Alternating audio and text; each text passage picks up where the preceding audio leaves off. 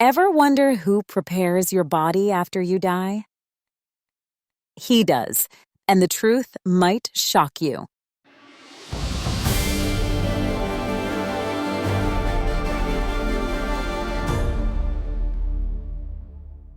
Hey everyone, this is Toni Hart, and you are listening to Career Exposed. If you've ever wondered what really happens behind the scenes as a mortician, you're in the right place. Let's get to the heart of it. Today, I'm talking with someone who works among the dead every single day. But trust me, his job is way more fascinating than you'd ever expect. Please welcome Daniel, a licensed funeral director and embalmer with nearly 10 years of experience. Daniel, thank you for being here. Of course. Excited to talk about this, believe it or not. Okay, so how does someone even decide to become a mortician? I mean, you don't exactly see working with the dead on a high school career test, right? No, you don't. Well, some morticians come from family funeral businesses, but I'm actually first generation. I was around death a lot growing up. We lost relatives year after year. It made me realize how important good funerals are and that someone has to help guide families through them. That sort of stuck with me. That's heavy, but powerful. So what does your typical day actually look like? A ton of people think it's all coffins and creepy stuff, but honestly, there's a mountain of paperwork. I'm talking permits, death certificates, scheduling services. Then there's meeting with grieving families. And of course, the embalming and cosmetic work on the deceased so families can see them at peace. Yeah, let's talk about let's call it the technical side. How exactly do you prepare a body? First, we wash them.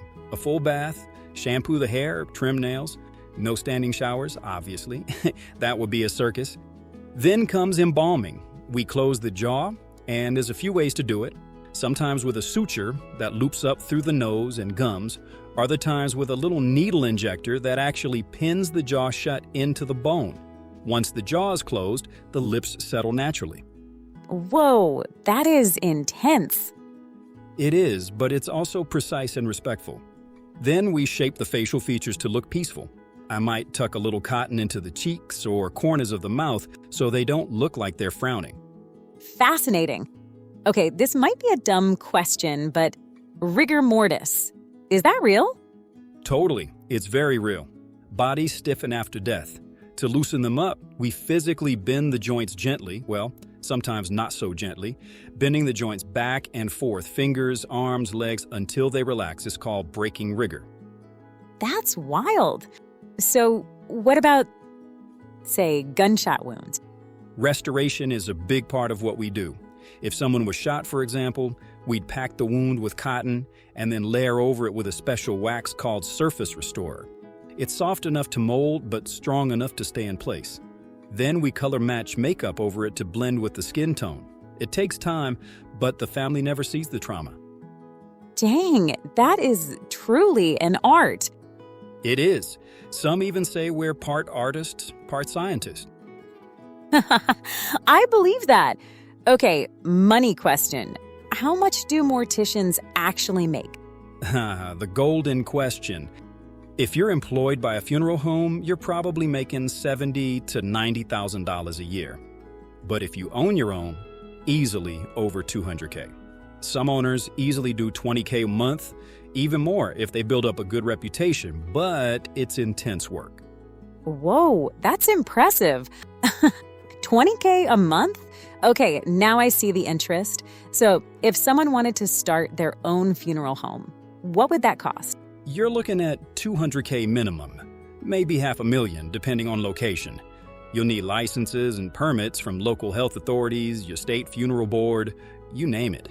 You'll need a building plus equipment, embalming stations, refrigeration units, transport vans, cosmetics, even proper ventilation systems.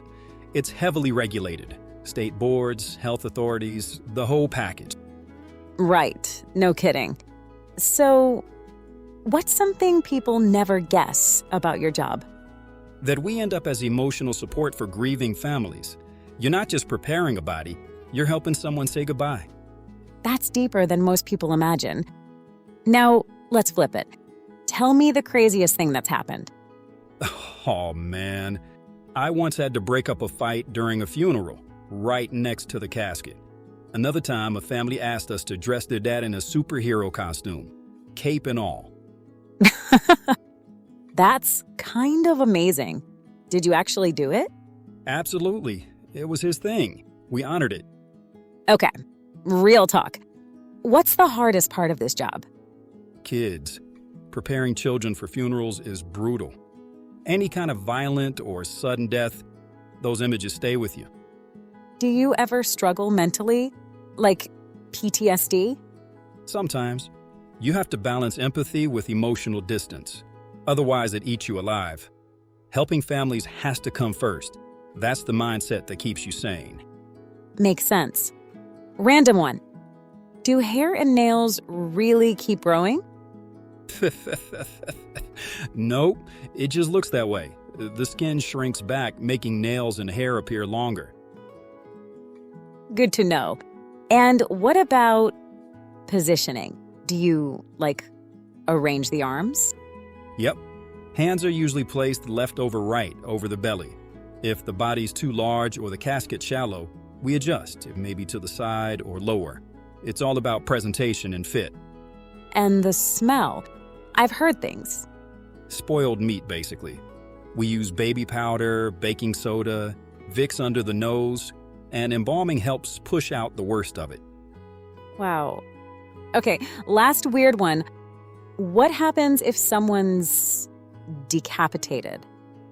Ooh. You embalm the head separately, insert a dowel into the spine, attach the skull, stitch and wax the seams.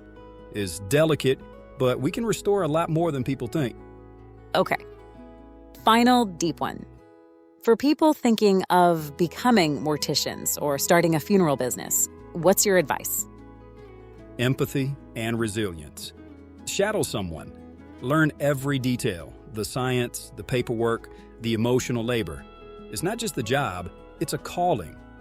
That's beautifully said. What's the biggest myth about your work? That we're weird, cold people obsessed with death. We're not. We're just people trying to help others through the hardest moments of their lives. What keeps you going? Seeing a family get closure. Knowing I helped them say goodbye in peace.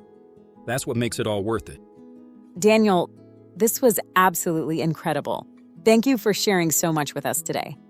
Thank you, Toni.